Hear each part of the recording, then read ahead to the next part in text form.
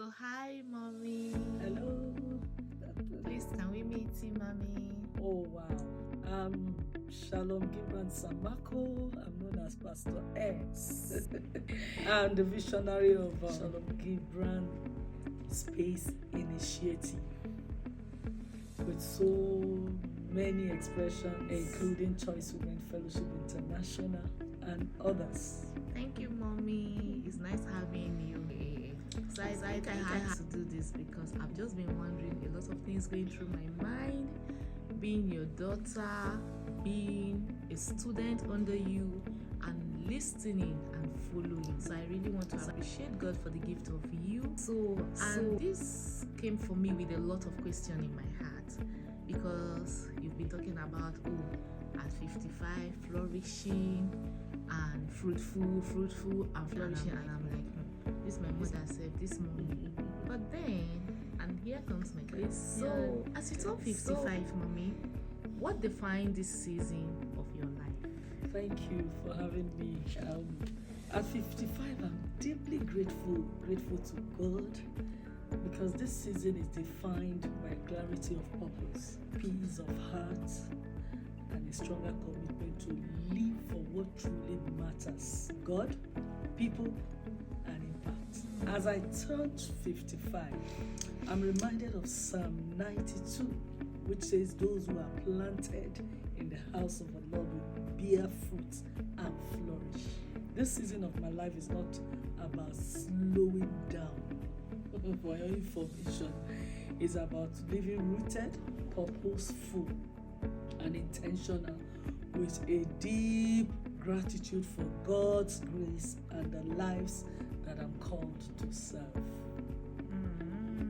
Thank you, mommy. Thank you so much.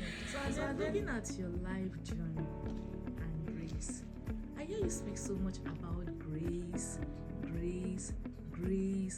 resilience, and I'm like, Pastor Shalom self. Sorry, I have sometimes said that for those who don't know you as Pastor Shalom, she is Pastor Shalom, but I call her mommy, dearest to me. Now, and then it brought about this question for me. What has life journey taught you most about grace and resilience? Well, I always say grace is God in the race. I have learned that grace sustains us when strength runs out, and resilience is born when we trust God beyond our understanding. Every season, good or bad, has shaped me. Wow, thank you. So then looking at your faith and calling, how has your faith anchored you through defining moments? My faith has been an anchor, my anchor and compass. It reminded me who I am when life tries to define me, and it has kept me steady and focused when outcomes were uncertain. Of course, in this journey, there are times that life outcomes become uncertain. But what faith has done for me, it has remained my anchor and my compass. Thank you so much, mommy. So then looking at the aspect of womanhood and then leadership, what does it mean to be a woman of strength and purpose at 55? A woman of strength. I was discussing something a few days ago with some women, and I said, we are not super women. We are women that God has helped. We are supernatural women. And for me, it means walking confidently in God, God's given assignment, walking confidently in God's given assignment, no longer striving for approval, or focused on obedience, service, and raising others to ensure that they stand strong. Wow, beautiful. Thank you so much, Ma. And then I'm also looking at the place of impact and legacy. I'm asking this question: what legacy are you most intentional about building now? I'm very, very intentional about building people, especially women, to know God, to find their voice, and walk boldly in purpose. You know, the thing is that impact will always outlive applause. Applause is not what you should be looking for.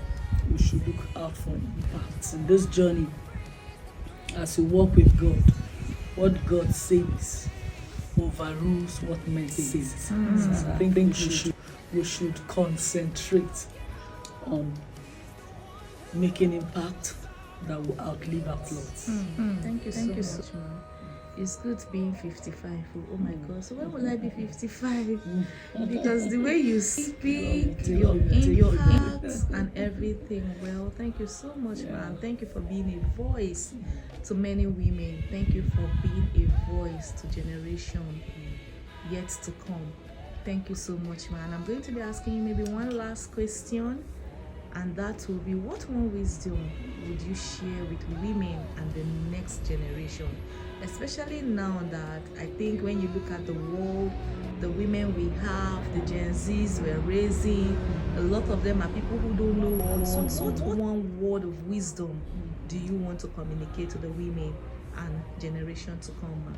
Don't rush the process. And that's why we Don't rush the process. everybody wants to get to the finish line without going through the process.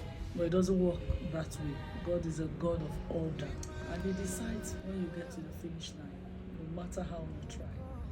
And I want to encourage everyone to stay rooted in God. Stay rooted in God.